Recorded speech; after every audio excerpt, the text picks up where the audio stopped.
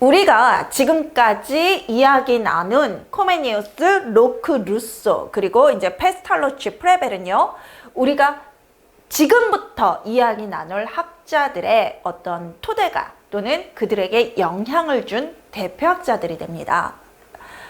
자, 코메니우스의 아동가는 백지설 또는 성선설로 분류가 될 수 있는데, 그 중에서도 백지설을 이어받은 학자들이 로크라고 말씀드렸죠. 근데 로크의 백지설 또는 로크의 교육을 이어받은 사람이 오웬입니다. 로크는 교육의 목적을 신사 양성이라고 그랬고요.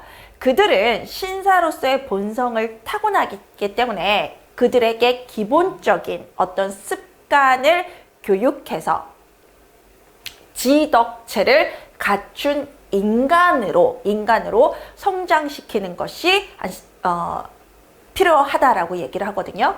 그래서 지덕체를 주장한 학자가 3H를 주장한 학자가 페스탈로치도 있지만요. 실은 로크도 신사들에게 요구했던 그 지식 또는 덕목, 그들이 형성해야 되는 세 가지가 지덕체라고 얘기를 했던 학자예요.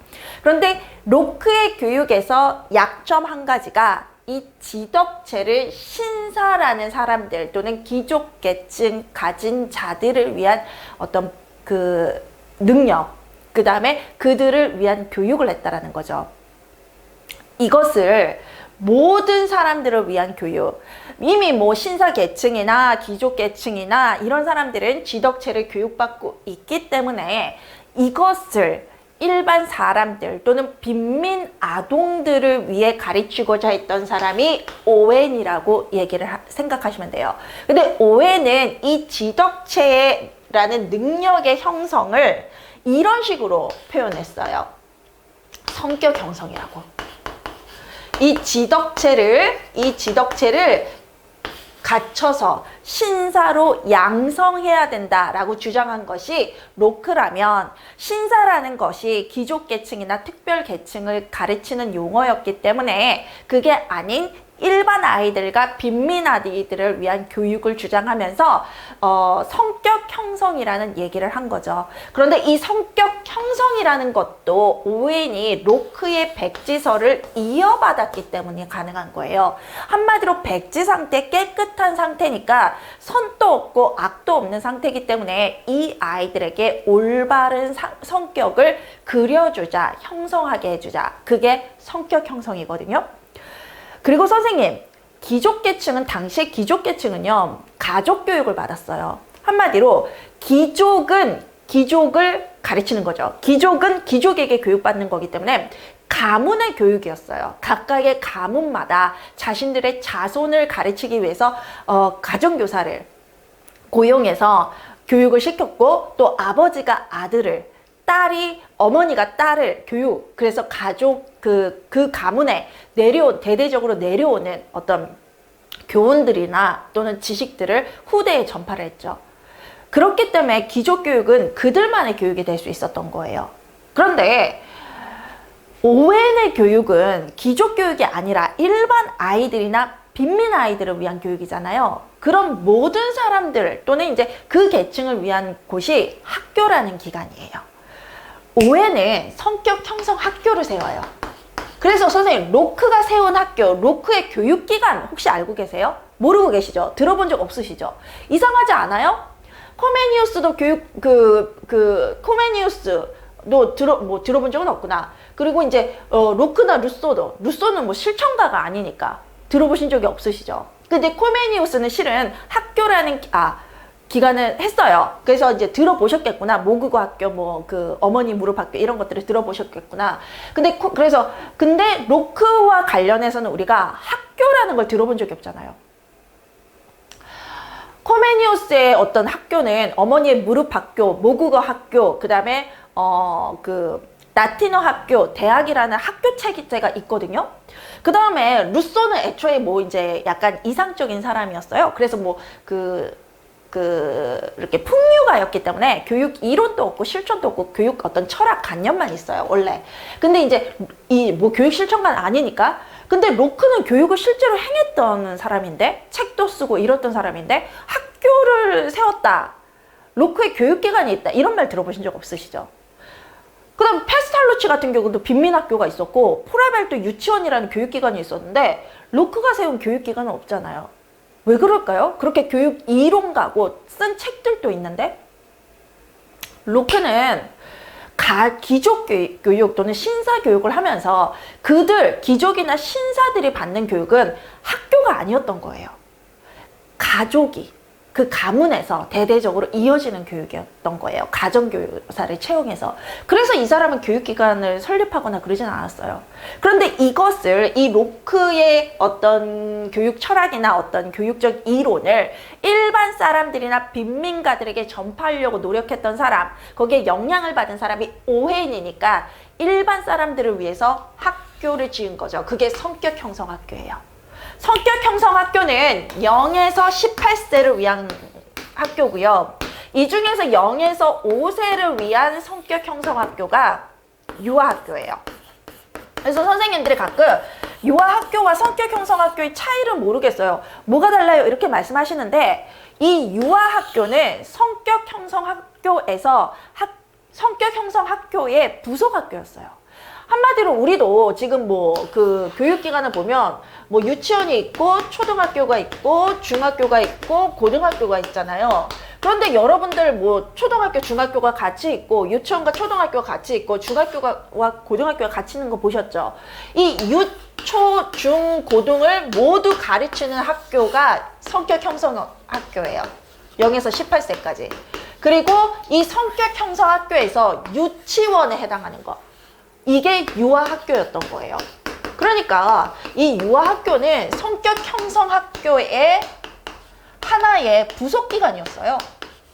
그러니까 성격이 똑같아요. 이 성격 형성을 유아학교에서도 가르쳤어요. 유아기 때부터, 백지니까 유아 때부터 그 백지에 좋은 그림을 그려줘야 되잖아요. 그러니까 유아학교도 유아들의 성격을 형성하기 위한 학교였어요. 자, 그러면 여기서 학교라는 성격이 나오죠. 학교는 뭐 하는 곳이다? 모든 사람들을, 일반 사람들을 가르치기 위해서 가정이 아니라 교육기관이 따로 있어야 됐던 거예요. 그래서 교육기관, 학교를 주장한 학자들은 보면 모두 일반 시민들을 위한 교육 또는 모든 만민을 위한 교육, 이런 교육을 펼친 사람들이라고 보면 돼요. 귀족 교육만을 주장한 사람은 보통 귀족들은 가정에서 가정교사를 교육해서 또는 그들의 아버지로부터, 그들의 어머니로부터 배우거든요. 그러니까 학교라는 기관 자체가 그들을 위한 곳이 아니었어요. 자, 그래서 그 오웬이 성격 형성 학교를 세워서 그 안에서 유아교육 학교도 설립을 했었죠.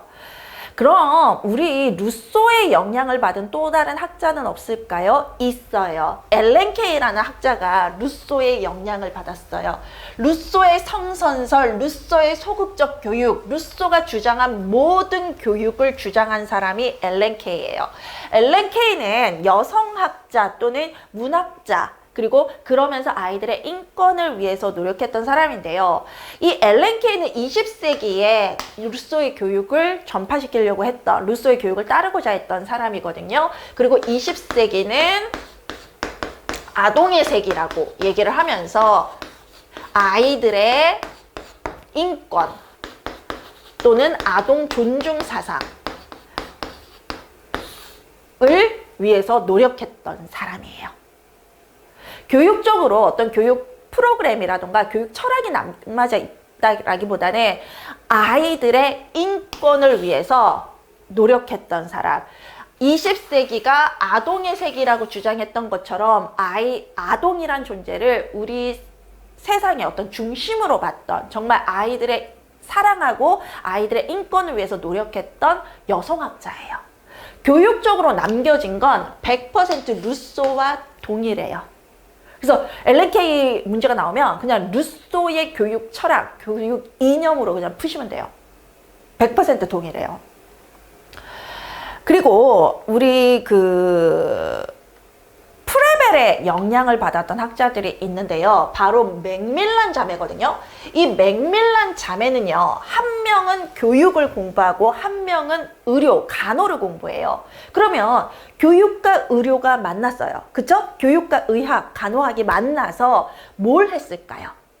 아이들의 어떤 의료적인, 보육적인 부분, 그 다음에 아이들의 정말 아픈 아이들, 의료 부분, 의학적인 부분, 그 다음에 교육적인 부분을 다 신경 썼겠죠. 그래서 아이들을, 아픈 아이들, 질병에서 아이들이 벗어나도록 노력을 했고요.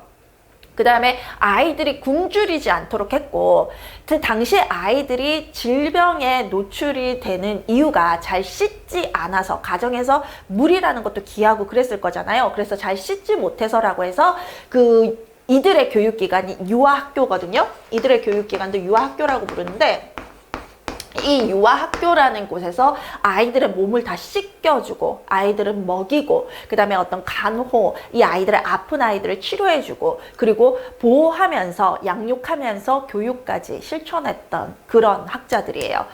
이 맥밀란 자매도 프레벨에게 영향을 받아서 이 유아학교를 세우고 교육과 의료를 동시에 제공했다라고 합니다.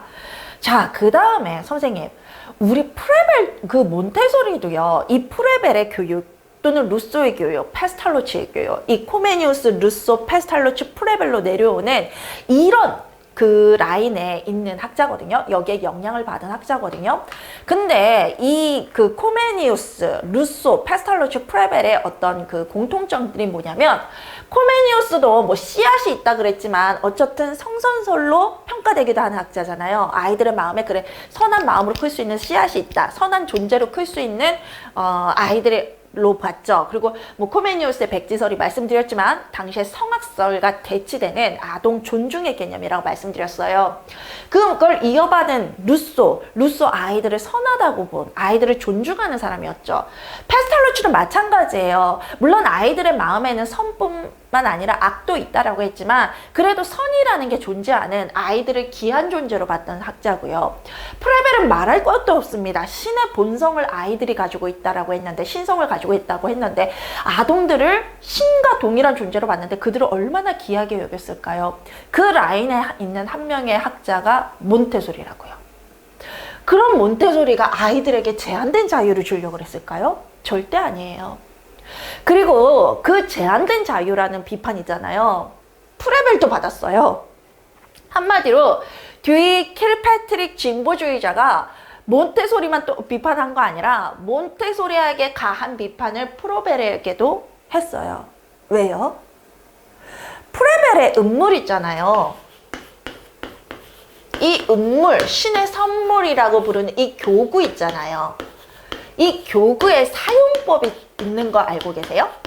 또는 그래서 이제 교사가 아이들에게 전수하는 이 교구를 가지고 놀아야 되는 활동 방법이 있거든요. 근데 몬테소리 교구 있잖아요. 이 몬테소리 교구에도 3단계 지도법이라는 이 교구를, 이 몬테소리 교구를 가지고 놀아야 되는 어떤 활동 방법이 있어요. 바로 이런, 아니 너희들은 아이들한테 아이들을 위해서 교구를 줬다, 장난감, 또는 교구를 줬다라고 하는데 왜 그 놀잇감을 아이들 마음대로 가지고 놀게 하지 않고 이렇게 사용법을 정해줬어? 지도법이라고 해서 왜 정해줬어? 아니 그 장난감을 활용하는 방법을 왜 유아들이 스스로 정하지 못하고 너네가 그 방법을 정해주고 그걸 따라하도록 하니? 그거 잘못된 거야. 그건 자유가 아니라 아이들을 제한하는 거지. 그래서 제한된 자유야. 이 비판을 프레벨과 몬테소리에게 동일하게 한 거예요. 근데 당시에 프레벨은요, 말씀드린 것처럼 유아교육의 아버지라는 평가를 받는 사람이기 때문에 그 듀이나 킬패트릭의 어떤 비판에 영향을 받지 않았던 거고, 그에 비해 몬테소리는 듀이와 양대 산맥이었지 듀이를 뛰어넘는 학자는 아니었거든요. 프레벨 같은 경우는 그의 교육기관 유치원이 전 세계의 유아교육기관, 유아들을 위한 학교에 쓰이는 용어예요. 우리나라에서만 유치원이라고 하는 게 아니에요. 우리나라의 유치원도 그 프레벨의 킨더가르텐이라는 말을 한국식으로 번역한 거거든요. 근데 미국에서도 킨더가르텐을 킨더가르텐이라 불러요. 킨더가르텐이라는 독일어를 영어식으로 하면 킨더가르텐인 거예요. 그러니까 세계 모든 나라가 유아들을 위한 그런 교육기관, 학교를 유치원이라 그래요. 그만큼 영향력이 엄청난 학자라는 거예요. 그래서 우리가 유아교육의 아버지라 부르는 거예요. 그래서 유아교육 내에서 아무리 우리가 두이 사상에 기본되어 있다고 하더라도 우리는 프레벨을 그만큼 우리의 아버지로 여기는 사람이라고요. 근데 몬테소리는 그 유명하긴 하지만, 그리고 어린이집이라는 교육기관을 설립해서 우리에게 또 영향을 주기는 하지만 듀이를 뛰어넘는 학자라는 평가를 듣지는 못해요. 듀이와 대비되는, 또는 이제 듀이와 같이 이제 거론되는 양대산맥이라고 할 수는 있지만 유아교육에서 듀이를 또 뛰어넘지는 또 못해요. 그러니까 이 듀이나 킬패트릭 진보주의자들의 비판을 몬테소리는 직격으로 받은 거고, 프레벨은 그런 비판을 받아도 사람들이 그 프레벨의 이론을 그렇게 받아들이지 않은 거예요. 듀이의 목소리가 프레벨의 위상에 비해서는 너무 약했던 거예요. 그리고 듀이가 대학자인데 그래도 대놓고 이 학자들의 이론을 너는 제한된 자유야 이렇게 씁니까? 듀이 자체는 그런 말을 하지 않아요. 누가? 듀이의 제자인 킬패트릭이 그런 주장을 하거든요. 그러니까 아무래도 이 프레벨한테는 영향을 못 미쳤죠. 하긴 했어요. 하긴 했고 비판적으로 남아있지만 사람들은 그걸 기억하지 않아요. 그렇지만 몬테소리는 똑같은 비판을 받으면서 몬테소리한테는 좀 치명상을 비쳤기 때문에 여러분들이 몬테소리 교육을 제한된 자유로 알고 계시겠죠. 근데 바로 이 부분이고요. 바로 이런 부분에서 몬테소리가 프레벨의 영향을 받은 거예요. 프레벨이 단순히 교구만 준 게 아니라 그 교구의 사용법을 아이들에게 전파했듯이 몬테소리 또한 그 아이들의 어떤 그 교구를 아이들을 위한 교구를 만들었어요. 음물처럼 아이들을 위한 몬테소리가 본인이 제작한 교구가 있고 그 교구의 사용법을 줬던 거예요. 그리고 이 프레벨이 아이들을 신과 같은 존재로 본 것처럼 몬테소리 또한 아이들을 굉장히 기하고 똑똑하고 무한한 잠재력을 가졌고 자기 스스로 자신을 교육할 수 있는, 자동교육을 할 수 있는 완벽한 존재로 봐줬어요. 그리고 완벽하게 자신을 정상적인 발달로 이끌 수 있는 능동적인 존재, 스스로 자동교육을 통해서 정상화, 완벽한 정상으로 나아갈 수 있는 스스로 정상적인 발달을 이룰 수 있는, 그래서 정상화라는 교육의 목적을 이룰 수 있는 그런 자유롭고 완벽하고 무한한 가능성을 가진 존재로 봐줬어요. 물론 이제 몬테소리는 근대에 해당하는 학자이기 때문에 신성이다 이런 말을 쓰지는 않았지만요. 몬테소리 자체가 굉장히 여성이죠. 뛰어난 여성이거든요. 몬테소리는 의학을 공부했어요. 근데 당시에 이탈리아 사람이거든요. 여자가 왕립의학 그 대학을 들어갈 수가 없었대요. 근데 몬테소리가 거기에 들어간 이유가 아버지의 전폭적인 지지도 있었지만 왕이랑 대면했다고 합니다. 왕이랑 대면해서 그 대면의 결과로 왕립의학 대학을 들어갔다라는 거예요. 선생님, 그냥 단순하게 지금 생각해도 왕이랑 대면할 수 있다라는 건 뭐죠? 일반 사람이 그럴 수가 있나요? 몬테소리가 왕이랑 대면할 수 있을 만큼 신분이 높았기 때문에 가능한 일이 아닐까요? 그렇기 때문에 그 대면에 왕이랑 대면한 결과로 여자는 차마 들어갈 수 없었던, 감히 들어갈 수 없었던 왕립의학대학을 들어가게 된 거죠. 근데 거기서 남자들이 얼마나 한마디로 눈이 시렸을까요? 아니, 감히 여성이 들여올 수 없는 위대한 남자들만의 세계에 네가 감히 발을 들여? 그것도 낙하산 기법, 왕을 움직여서 네가 이 체제를, 이 교육 체제를 바꿔? 넌 낙하산일 뿐만 넌 여자일 뿐만 아니라 낙하산이야. 이런 이미지가 강했잖아요. 그래서 그 왕따를 당했다라고 해요. 동료들과 그들의 교수로부터, 심지어는 교수로부터. 근데 당시에 여성도 천한 존재, 남성보다 못한 존재였지만 일반 사람보다 못한 존재로 인식받던 사람들이 장애를 가진 사람이었나 봐요. 그래서 이 몬테소리를 장애 아들을 위한 병원으로 보내버려요. 그러니까 아무도 그 병원에 가려고 하지 않았겠죠. 누군가는 가야 되는데 아무도 가려고 하지 않으니까, 아, 몬테소리, 너 여기서 버티나 보자. 너가 가. 너가 그렇게 의학을 실천하고 싶다 그러면 장애 아들에게 가서 너 장애 아이들의 그 병을 고쳐줘. 이렇게 한 거예요. 몬테소리가 갔어요. 그리고 오기가 났겠죠. 내가 얼마나 위대한 사람인지 보여주고 싶었겠죠. 그래서 그 아이들을 치료하기 시작하는데요. 그 아이들을 치료하다가 이런 생각을 해요. 이 아이들은 장애 아들이 아니야. 후천적으로 선천적인 장애를 가지고 태어난 게 아니라 후천적으로 영양을 공급받지 못했고 교육을 받지 못해서 얘들이 발달이 지연된 거야. 초기에 영양을 주고 먹을 걸 주고 아프지 않도록 질병을 치료해 줬고 그 다음에 초기에 교육을 시켰다면 이 아이들은 정상 아들이었어. 지금 이 아이들한테 필요한 건 치료가 아니라 그런 정상화로 될 수 있는 교육이야. 이렇게 얘기를 한 거예요.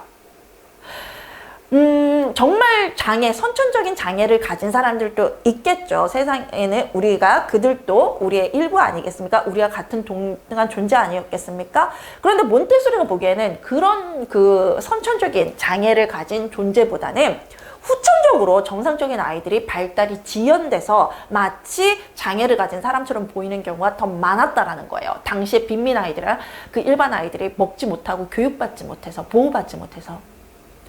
그래서 몬테소리는 이런 생각을 해요. 이 아이들이 정상적인 발달을 이루기 위해서 필요한 건 치료 아니야, 의학 아니야, 교육이야. 그래서 이들을 위한 교육을 위해서 만든 것이 몬테소리 교구고, 그리고 그래서 프레벨의 교육을 공부한 거고, 몬테소리 교구를 만든 거고, 몬테소리 교육법을 한 거예요. 그래서 이 몬테소리의 교육의 목적이 정상적인 발달을 이루는 거, 정상화였던 거예요. 자, 그리고 우리가 성선설의 학자로 또 한 명 알아야 될 학자가 니일이 있는데요. 니일은 누구의 어떤 교육적 영향, 위에서 우리가 언급한 교육적 영향을 받았다고 하기는 힘듭니다만, 니일도 아이들이 정말 선한 존재, 성선설을 주장을 했고요. 니일의 성선설, 루소의 성선설, 방정환의 성선설, 동일한 유아를 100% 선한 존재로 보는 그런 성선설, 아동 존중의 사상입니다.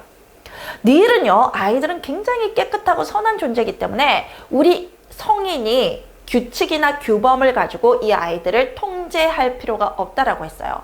선한 아이들이 스스로 자신들의 인생을 살아가면서 스스로 의논, 토론을 통해서 자신들이 규칙을 만들고 그 규칙을 따를 수 있다. 이 아이들은 선한 존재이기 때문에 자유를 줘라. 그런데 이 자유라는 거는 남의 자유를 방해해서는 안 되는 거기 때문에 스스로 토론을 하면서 그 아이들이 규칙을 만들어서 타인의 자유는 방해하지 않는 범위 안에서, 그래서 자기 통제가 가능한 자유를 느끼도록 해라. 이렇게 주장을 했거든요. 그래서 니일의 교육에서 가장 중요한 건 자유라는 개념이에요. 그리고 이 자유를 자기 통제, 스스로 내가 통제가 가능한 자율이라는 개념으로 해석했고요. 그러기 위해선 규칙이라는 걸 스스로 만들어야 된다는 거죠. 그래서 학교라는 기관에서도 자치회, 학생 자치회라는 걸 설립해서 학생들이 스스로 학교의 규칙을 만들도록 해요. 그게 자치회, 그런 아이들의 모임을 자치회라 그랬고요. 그런 어떤 제도를 자치제도라 그랬어요. 이 자치제도를 통해서 학교의 규칙이나 질서를 아이들이 만들고, 그리고 그것을 스스로 따르는 도록 하고, 그래서 완벽한 자유, 정말 타인을 방해하지 않는 선한 자유를 누리라 라고 한 거죠. 어느 학교에서요? 썸머힐이라는 학교에서요. 그런데 니일은 아이들을 완벽하게 선한 존재로 봤기 때문에 우리가 아이들의 잘못된 행동이라고 받아들일 수 있는 부분에 대해서도 아이들의 잘못이 아니라 성인의 잘못이라고 했어요. 또는 발달 과정상의 자연스러운 모습이라고 했어요. 그 중에 하나가 도둑질인데요. 아이들이 도둑질을 하는 이유는 사랑이 부족해서 그런 거야. 그래서 사랑을 많이 해주면 그 아이가 마음이 따뜻해지고 마음이 치료돼서 더 이상 도둑질 안 할 거야. 또는 아이들은 단순한 호기심이 많은 존재잖아. 호기심 때문에 그랬어. 나쁜 마음으로 그런 게 아니야. 이렇게 주장을 하게 되거든요. 그리고 또 하나, 아이들의 어떤 자위행위 또한 자연스러운 발달상의 과정이라고 했는데요. 그랬던 이유가 바로 프로이드의 영향을 받았기 때문이에요. 참 재밌게도 닐은 교육 철학 및 사상가에 해당하고 프로이드는 유아 발달 및 심리에 해당하는데 닐이 프로이드에 영향을 미친 게 아니라 프로이드가 닐에게 영향을 미쳤어요. 닐은 아주 근대 가장 마지막에 해당하는 가장 최근에 해당하는 그나마 교육 철학자거든요. 그래서 프로이드가 먼저고 프로이드가 우리 유아기를 남금기라고 했거든요. 자신의 몸에 관심이 있는 시기, 자신의 성기에 관심이 있는 시기, 그게 이제 남근기, 리비도가 자신의 성기에 가 있는 시기, 그걸 남근기라고 하는데, 그러니까 자신을 사랑하는 마음, 나의 몸에 대한 탐색이 자위행위로 나타난다는 거죠. 그랬으니 이 닐이 이 남근기 유아기에 해당하는 시기가 원래 자신의 자아정체감과 성정체감을 형성하면서 내 몸을 탐색하는 시기인데, 그 자위행위가 어떻게 나쁜 거냐, 자연스러운 발달의 한 과정이다 라고 주장을 한 거예요. 프로이드의 영향을 받아서. 그리고 이들의 성선설, 아동 존중 사상, 우리가 지금까지 거론했던 이 학자들의 그 생각은 모두 아동 중심 교육, 아동 중심 사상으로 연결이 돼서 우리의 2019 개정 누리과정도 아동 중심에 근거한 아이들의 스스로 배우는, 아이들의 능동적으로 스스로 자신의 배움을 배워나가는 어떤 자유, 놀이에 근거한 교육을 하게 된 거죠. 우리의 누리과정으로 연결이 된 겁니다. 그러면 이 학자들만 하면 될까요? 그건 아니고요. 지금까지 설명드렸던 학자들이 중심학자들, 여러분들이 몰라서는 안 되는 학자들이에요. 어머, 제가 한 명을 빠뜨렸네요. 방정한. 방정한도 성선설에 근거한 학자인데요. 교육 철학 및 사상가 중에서는 유일하게 한국인으로 등장을 하고요. 굉장히 일제시대에 살았던 사람이거든요. 근데 일제시대에 일본으로 유학을 간 유학파예요. 어머, 그 시대에 일본으로 유학을 갔네? 있는 사람, 배운 사람. 그래서 좀 못 살던 사람은 아니고 그래도 집이나 그런 것들이 잘 살아서 또는 이제 교육에 관심이 많아서 아들을 일본으로 유학을 딱 보냈겠죠. 본인도 공부에 그 관심을 많아서 그 일제시대에. 근데 일본으로 유학을 가서 이 방정환은 한국인으로서의 어떤 긍지, 자부심 또는 이것을 우리 아이들을 지키는 데 써야 되겠다는 생각을 한 것 같습니다. 그래서 유학이 끝나고 한국으로 온 뒤에요. 동학운동에 함께 참여하면서 우리 아이들에게 우리 한국의 사상, 우리 사람은 곧 하늘이다라는 인내천 사상에 근거해서 우리 아이들을 귀하게 보고 선하게 보고 이 아이들을 인권을 위해, 이 아이들의 교육을 위해 힘쓰는 학자가 바로 방정환이었죠. 방정환은 우리나라의 인내천 사상은, 선생님 이게 동학부터 시작된 게 아니라 이 인내천 사상이 동학에 들어간 거예요. 이 인내천 사상은 어디서부터 시작됐냐면 아주 옛날 그 시대 우리 한민족이 탄생한 단군의 어떤 그 신화에서 온 개념이에요. 단군이 신의 자손인 거 아시죠? 그 단군의 아버지가 신의 그 하늘의 그 아들인, 하늘에 계신 그 하늘에 어떤 계신 분의 아들인 한웅이었잖아요. 그 한웅이 인간을 보호하기 위해서 보호하사 이 땅으로 내려와서 곰을 여성으로 만들고 곰과 결혼을 해서 낳은 자손이 단군이잖아요.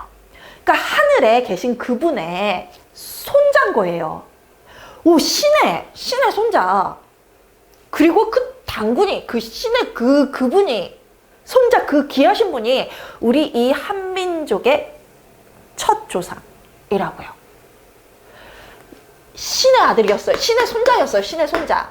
근데 우리 한민족이 이 신의 손자, 이 신의 자손인 거예요, 결국. 그러니까 사람과 신은 곧 하나라는 거죠.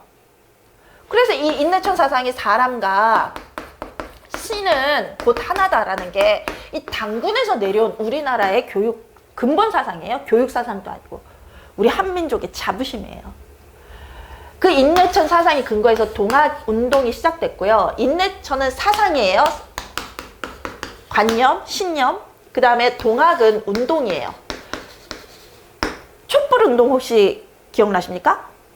그런 시민운동, 촛불운동과 같은 시민운동이 동학운동이에요. 사람들의 움직임, 시민들의 움직임. 그러니까 동학은요, 사상이 아니라 시민운동이에요. 시민운동. 사상이 아니라. 사상은 인내천. 그 인내천을 갖고 있는 게 그 인내천의 근거에서 이루어진 시민운동이 동학인 거고, 이 동학의, 이 동학 단체의 한 명으로 이제 방정환이 들어갔던 거죠. 그리고 이 인내천 사상의 근거에서 방정환이 우리 아이들을 하늘로 봤죠. 하늘. 우리 아이들. 이 인내천은 사람은 곧 신이라기보다는 하늘이라는 뜻입니다. 이 당군이 하늘에 계신 그분의 손자니까. 우리 아이들을 하늘로 보면서 하늘과 같은 우리 아이들에게 어떻게 손을 대? 너 하늘을 때릴 수가 있니? 애들 때리지 마. 이렇게 얘기한 거고, 우리 아이들은 신의 자손으로서 우리 어른보다 못한 존재, 우리의 어떤 작은 소모품이 아니야. 그 자체로 한 인격체야 라는 말로 아이를 존중하는 그런 용어를 만드는데요. 아이들을 또는 하늘과 같은 중요한 한 명의 인격체, 독립된 인격체라는 말에서 그들을 존중하는 존칭어를 만드는데요. 그게 어린이에요, 어린이.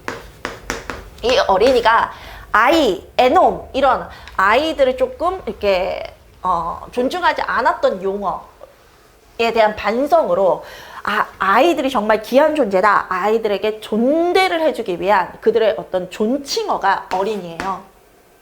그래서 선생님들이 2차 수업 실현하고 하실 때요. 우리 친구들 이렇게 하시면 안 되고요. 우리 어린이들 이렇게 하셔야 돼요.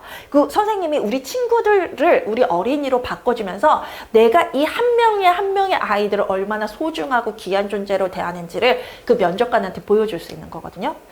모르시죠? 그냥 우리는 그냥 일상으로 어린이 이렇게 하는데, 실은 이 어린이가 방정환이 아이들을 정말 한 명의 인격체로 존중하기 위해 존칭어로 만든 게 이 어린이라는 말이에요. 그리고 이 어린이를 위한 날을 만들죠. 그게 어린이날. 언제? 1923년 5월 1일에. 당시에 5월 1일이었어요. 근데 그게 보건사회부가 보건복지부의 옛날 명칭이거든요. 그걸 5월 5일로 만든 거예요. 당시에는 5월 1일이었어요.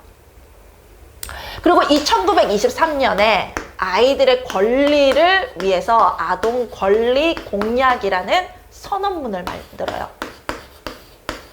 공약 3장, 아동 권리 공약 3장이라는 아동 권리 선언문을 선포해요. 1923년에. 어린이날의 제정과 함께 같은 날, 그 어린이날을 제정하면서 아동 권리 공약 3장이라는 선언문을 발표하는 거죠. 우리나라에 미친 영향이 꽤 많죠. 그리고 어린이라는 잡지를 만들어요. 이게 어린이가 책인데 한 권의 책이 아니라 시리즈물로 나오는 잡지였어요. 이거 월간 잡지 같은 거 있잖아요. 그런 잡지고, 이 어린이날 잡지를 통해서 아이들에게 우리 민족의 자긍심, 한민족, 인내천 사상 또는 아이들의 교육을 시킨 거예요. 잡지를 통해서. 방정환이 추가로 있고요. 지금 핵심학자들을 먼저 우리가 다뤘습니다. 이런 핵심학자들 외에 또 어떤 교육학자들, 교육사상가들이 있을까요? 자, 앞으로 다시 돌아가서 그 외에 어떤 학자들이 있는지 좀 보도록 하겠습니다.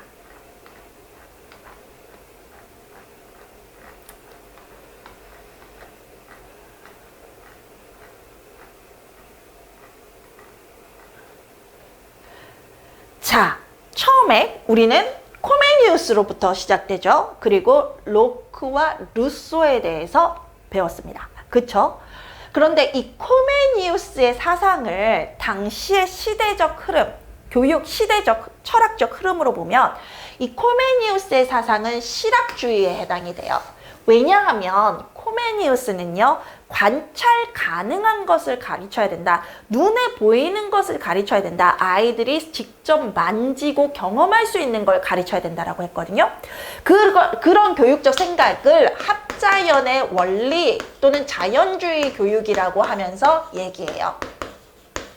이 합자연의 원리 자연주의 교육이 아이들의 내면, 아이들은 그 자체, 우리 인간은 그 자체로 자연이기 때문에 우리 아이들의 본성, 이 자연성을 지켜주기 위해서는 외부 자연과 서로 상호작용, 직접적인 상호작용을 하면서 관찰 가능한 걸 만지면서 오감으로 느끼면서 그것들과 상호작용해야 된다라고 했어요. 그런 그의 교육의 원리를 우리는 합자연의 원리, 자연주의 교육이라고 하거든요. 그런데 바로 이러한 생각, 눈에 보이는 관찰 가능한 것을 통해서 실제로 쓸모 있는 학문을 가르치자. 실제 학문, 실생활에 필요한 학문을 가르치자 하는 게 감각적 실학주의 또는 과학적 실학주의거든요. 그럼 실학주의라는 건 뭘까요? 실제 필요한 학문을 가르치자. 이게 실학주의예요. 학문이라는 것 중에는요, 우리의 실생활에 필요한 게 있고요. 실생활에 필요하지 않지만 이론적인 게 있을 수가 있거든요. 그래서 왜 이런 거 있잖아요. 여러분들 그 수학 배우실 때 아니 나는 수학학자가 될 것도 아니고 그리고 실생활에서 수학은 더하기 빼기 그런 것만 하면 되지. 내가 왜 함수, 확률 이런 거 왜 배워야 되는 거야? 도대체 이게 실생활에 필요가 있냐고. 내가 왜 이렇게 어려운 수학을 머리 짜내가면서 잠도 못 자면서 엄마한테 혼나가면서 배워야 되는 거냐고 이렇게 말씀하신 적 있죠. 그렇게 이제 얘기하는 그런 거에서 그 실학주의자들은 그 말이 맞다라고 주장하는 거예요. 만약에 네 생활에 확률이나 함수나 그런 게 필요 없으면 그것들은 배울 필요가 없는 관념적인 철학적인 학문의 세계에 있더라도 학문이란 체계 안에 함수와 확률이 들어가더라도 네 실생활에 필요 없다면 배울 필요가 없다. 네 실생활에 필요한 게 덧셈이냐? 덧셈과 뺄셈이냐? 그러면 이것만 배우면 된다. 나머지 함수나 확률이 네 실생활에 필요 없다면 배우지 마라. 그럼 뭐 필요하냐? 그게 실학주의예요. 그 실학주의가 인문적 실학주의, 사회적 실학주의, 감각적 실학주의로 나누거든요. 그 중에서 코메니우스는 감각적 실학주의, 과학적 실학주의에 해당하는 학자예요. 그런데 그 실학주의 다음 세대가 계몽주의라는 거예요. 계몽주의는 뭐냐면 가르쳐라. 가르쳐서 깨우쳐라. 라고 주장하는 학자거든요. 사람들은 자신들이 불합리한 대우를 받는 것을 모른다. 불합리한 대우를 받고 있다는 걸 알게 해주려면 그들을 가르쳐야 된다. 가르치고 가르친다면 그들의 지식이, 지성이 깬다라면 내가 불합리한 대우를 받고 있고 이 사회가 불합리하다는 걸 느낄 거다. 그래서 그 불합리를 타파하고 깨부시기 위해서 노력할 거다. 그러니까 가르쳐서 너 이 사회의 부조리를 깨우치게 하고 그래서 그 부조리를 깨부시고 더 나은 사회로 가게 만들어라. 그게 계몽주의예요. 근데 이 계몽주의가 세 가지로 나누거든요. 계몽주의, 자연주의, 범해주의. 로크가 사회계약이라는 걸 얘기하면서 사회계약 그 자체는 귀족, 한마디로 그런 계층제는 제대로 된, 학문적으로 제대로 된 올바른 그 사회제도이다. 이렇게 얘기했죠. 사회계약이다. 계급제. 그런데 그 사회계약을 제대로 된 이 계급제를 지키지 않고 시민은 귀족처럼 행동하려고 그러고 귀족은 귀족으로서의 어떤 역할과 의무를 망각하고 있고 그래서 문제가 된다. 그러니까 그들이 지금 사회 계급제를 제대로 지키지 않는다라는 걸 가르쳐서 깨우치게 하라라고 계몽주의 로크가 얘기한 거예요. 그게 계몽주의 사상이고요. 루소의 자연주의는 자연이라는 건 말이야. 원래 계급이라는 게 존재하지 않는 게 자연이야. 자연 안에 누가 천한 사람이 있고 귀족이 있고 왕이 있어? 그거 다 이거 자체가 다 잘못됐어. 로크너는 이건 제대로 됐는데 이걸 지키는 과정이 잘못됐다라고 주장을 하잖아. 근데 나 아니야. 나는 이거 자체를 거부해. 그런데 사람들이 이 계급제가 잘못됐다. 우리의 인권을 말살하는 거다. 그걸 모르네? 그래서 나는 가르칠 거야. 우리는 자연 상태에서 모든 사람이 평등하지. 이런 계급제가 존재하지 않는다고. 그리고 깨우쳐서 그 계급제를 타파하게 할 거야. 이렇게 얘기하거든요. 그래서 자연주의 안에 해당하는 학자예요. 그럼 범해주의는 뭐냐고요?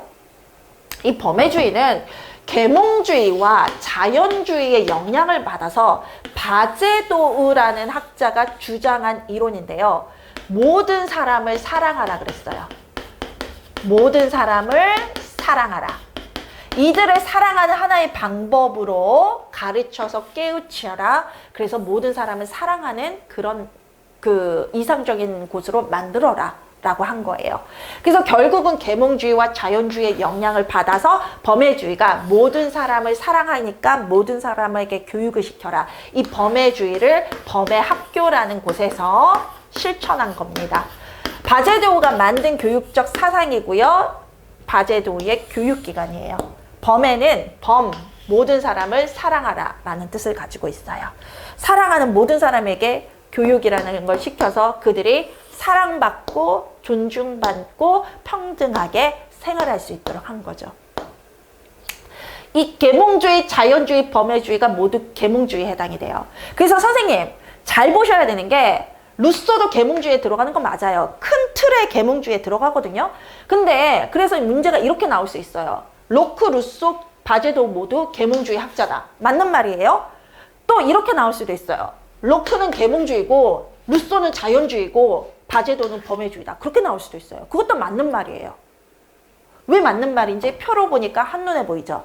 계몽주의의 분류가 계몽주의 안에 다시 계몽주의, 자연주의, 범해주의로 나뉜다.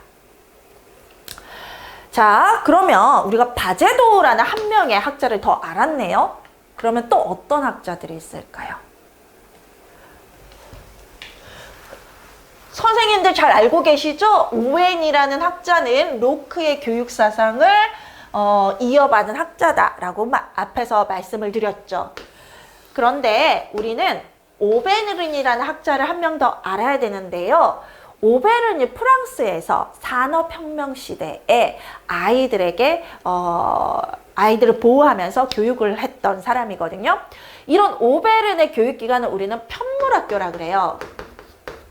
근데 편물이 뭐냐면 한마디로 천 짜는 거, 직물 짜는 걸 편물이라 그러는데요. 그래서 이 편물학교는 직물을 짜는 학교, 천을 만드는 학교였어요. 근데 아이들을 위한 교육기관에서 왜 아이들에게 천 짜는 걸 가르쳐줘요? 왜냐하면 이 오베른의 교육을 이해하기 위해서는 그가 산업혁명 시대에 아이들을 위한 교육을 했다라는 걸 이해하셔야 되는데요. 이 산업혁명이라는 거는 어떤 거냐면 기계가 발명돼서 기계 공장화가 된 시대를 말해요. 기계라는 게 발명이 돼서 그 기계를 움직이는 공장이 이제 모든 물건들을 만들기 시작하는 거예요. 그 전에는 누가 만들었냐고요? 장인이란 사람이요. 이 장인이란 사람은 뭐예요? 수공업. 우리가 이렇게 그 수공업을 생각하면 옛날에 그 유럽 시대에 지금도 남아있는 분들 장인들 있잖아요. 제가 독일에 여행을 간 적이 있는데 독일에 가보면 정말 그 장인들이 남아있어요. 그래서 굉장히 아기자기하게 손으로 모든 것들을 만들어내거든요. 그 문화가 아직까지 남아있어요. 그런데 그런 사람들이 일상생활에 필요한 것들을 만들었던 거예요. 장인들이. 근데 장인들이 이렇게 훌륭한 그런 하나의 물건을 만들기 위해서 얼마나 오랜 시간 그 기술을 연습했고 얼마나 오랜 시간 그 일에 종사했을까요? 누가 그렇게 기술을 오랜 시간 동안 갈고 닦으면서 그런 어떤 생계적인 일에 종사했을까요? 보통 성인 남성들이었겠죠. 숙련된 기술자라고 불리는 사람들. 그래서 당시에 어떤 노동력은 이 숙련된 노동자로 형성된 성인 남자들이 보통 차지하고 그들의 어떤 권력이었거든요. 그것이 장인시대. 그런데 기계라는 게 생기면서 이제 그런 기술이 필요 없는 거예요. 기계가 다 찍어내기 시작해요. 그럼 기계를 그냥 단순히 조정할 수 있는 사람만 필요한 거예요. 누구? 여성이 일꾼으로 쓰이기 시작했어요. 왜? 이 장인들은요 너무 도도했어요. 월급도 많이 달라고 돈도 너무 많이 달라고 그러고 나의 기술을 어떻게 기계가 따라잡아? 이런 어떤 권위의식도 가지고 있었고요. 공장주들 입장에서는 머리 아프잖아요. 말도 안 듣는 사람, 단순하게 아무것도 모르면서 그냥 반복적인 일에 실증을 내지 않고 불만 없이 할 수 있는 사람을 원했는데 그게 여성이었다는 거죠. 또 누구? 아동. 그래서 당시 산업혁명 시대 기계가 들어와서 공장화가 됐을 때는 모든 물건들을 공장에서 만들어내는 그 시대가 바로 산업혁명 시대인데요. 이때 노동력들은 이 값싼 여성, 아동들이 노동력을 제공했고 노동력 착취를 당했던 거예요. 한마디로 노동력 착취라는 거는 일은 하고 일에 대한 보상은 못 받는다는 거죠. 그리고 다치잖아요. 그쵸? 사고도 기계를 잘못하면 사고도 났을 거 아니에요. 그래서 아이들이 불구 장애도 많이 됐고 아이들의 삶이 놀지는 못하고 노동에 그렇게 해야 됐던 거죠. 그걸 오베르는 안타깝게 본 거예요. 그 시대에서 아이들이 그걸 피할 수는 없었어요. 왜? 먹고 살아야 되니까. 이 아이들을 굶주리지 않아야 되니까 자기들이 일을 할 수밖에 없어요. 왜? 자기들의 아버지, 장인들이 다 일자리를 잃었으니까. 아버지가 더 이상 돈을 못 벌어오고 그러니까 자꾸 집안에 가세는 기울고 애들이라도 나가서 일을 시켜주니까 가서 공장에 가서 일해서 그 번 돈으로 이제 여성과 아동들이 번 돈으로 먹기 시작하는 사회가 된 거예요. 그 아이들이 얼마나 삶이 고달팠을까요? 그래서 오베른이 편물학교라는 걸 만들어요. 그리고 노동력을 안 가르쳐 줄 수는 없어요. 그런데 아이들 수준의 아이들을 보호하면서 노동력, 숙련된 어떤 공장화에 맞는 노동자를 기르려고 노력도 했고 이 아이들에게 밥도 줬고 그 다음에 집이 없는 아이들에겐 집도 이 학교에서 편물학교에서 보호했고 그 다음에 교육이라는 것도 줬던 거예요. 그래서 이 학교가 단순히 어떤 지식만을 가르친 게 아니라 그런 어떤 노동자로 성장할 수 있도록 그런 어떤 직물 교육도 했기 때문에 편물학교라고 불러졌던 거예요. 그 다음에 우리는 페스탈루치 알고 있고요. 그 프레벨 알고 있습니다. 그런데 우리가 페스탈루치가 우리 아이들에게 가르치고자 했던 게 3H라고 우리 아까 들었죠? 3H가 아주 간단하게 지덕체를 말해요. 근데 이 지덕체 페스탈루치의 생각이었을까요? 아까 제가 로크도 지덕체를 주장했어 이렇게 말씀드렸잖아요. 실은 이 페스탈루치 말고도요 지덕체를 주장한 학자들이 아주 많아요. 이게 결국 무슨 교육이냐면 전인교육이거든요. 우리 전인교육 맨날 얘기하잖아요. 우리가 말하는 전인교육이 이 지덕체예요. 왜 이렇게 우리는 전인교육이 너무나 당연하게 받아들여질까요? 많은 학자들이 주장했기 때문이에요. 그러한 교육적 흐름이 신인문주의예요. 실은 3H는 신인문주의의 교육적 성격이에요. 신인문주의가 바로 지덕체를 조화롭게 형성한 인간을 형성하자. 인간을 만들자. 그거거든요. 신인문주의의 뜻이. 인문만 하지 말고 지만 하지 말고 지도 있어야 되는데 덕과 체도 함께 기르게 해주자. 그게 신인문주의였던 거예요. 파스탈루치는 바로 신인문주의 학자예요. 근데 신인문주의는 신인문주의와 낭만주의로 나눠지고요. 이 프레벨은 신인문주의라기보다는 낭만주의에 가까워요. 그래서 낭만주의 학자예요. 낭만주의가 뭐냐고요? 그야말로 로맨틱, 낭만. 이게 뭐냐면 인간의 무한한 가능성을 믿어주면서 인간이 그렇게 낭만적이고 그 다음에 무한한 가능성을 가진 존재인데 우리는 그들을 믿어주기만 하면 돼. 그리고 인생을 아름답게 살 수 있도록 그런 어떤 신미감 이런 걸 길러주는 게 중요한 거야. 이렇게 생각한 거예요. 그게 이제 낭만주의거든요. 로맨틱이에요. 말 그대로. 그래서 사랑하고 아름다움을 느끼고 예술적인 것도 풍요롭게 즐기면서 그다음에 인간의 무한한 가능성, 그 선한 마음을 믿어주면서 인간을 굉장히 이상적이고 낭만적인 존재로 본 이론이 낭만주의고, 그러다가 점점 퇴폐적으로 가기도 했어요. 너무 인간의 사랑을 강조한 부분이 그거 뭐냐, 그런 걸 뭐라 그러지? 퇴폐적인 부분으로 빠지기도 했고요. 인간의 무한한 가능성을 믿어줘서 그들에게 어떤 훈육 같은 걸 안 해서 약간 그들이 이제 제멋대로 이렇게 절제 못하는 인간으로 크기도 했고, 그런 어떤 부작용도 낳긴 했지만 어쨌든 인간이라는 존재를 그렇게 아름답고 사랑스러운 존재로 본 게 낭만주의거든요. 그 스프레벨도 이 낭만주의에 속해요. 인간은 신과 같은 존재를 봤잖아요. 그리고 또 하나 우리가 한 명의 알아야 될 학자가 영국의 여성학자 울스턴 크래프트가 있는데요. 울스턴 크래프트는 엘렌 케이라는 학자가 나오기 훨씬 전에 여성의 인권,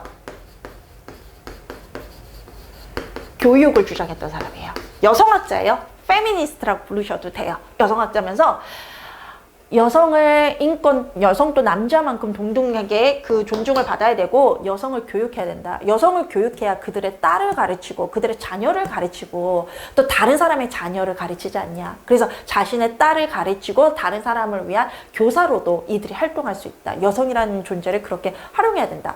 이런 값싼 공장이나 이런 게 중요한 게 아니야. 이렇게 얘기를 하면서 여성의 인권, 그 다음에 교육을 위해서 노력했던 사람이에요. 그래서 딸을 위한 교육, 그래서 여자아이들을 위한 교육도 힘썼던 거죠.